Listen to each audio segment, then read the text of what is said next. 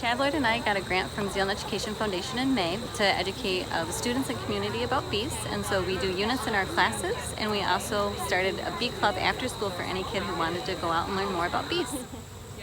I had 20 kids sign up when I started it in May, and then all summer long we met every week, and so I had like 3 to 6 kids come out in the summer, so I was pretty happy with that.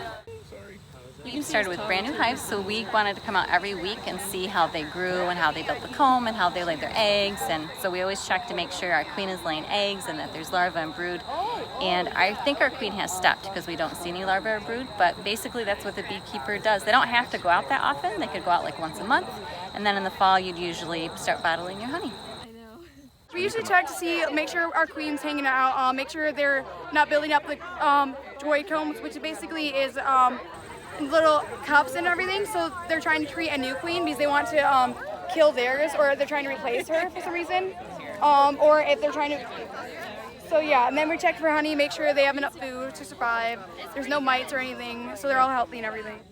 Really, because Zeeland's whole message is lifelong learners, that's really what the goal is, that kids are lifelong learners and that this is something they can take into their adulthood.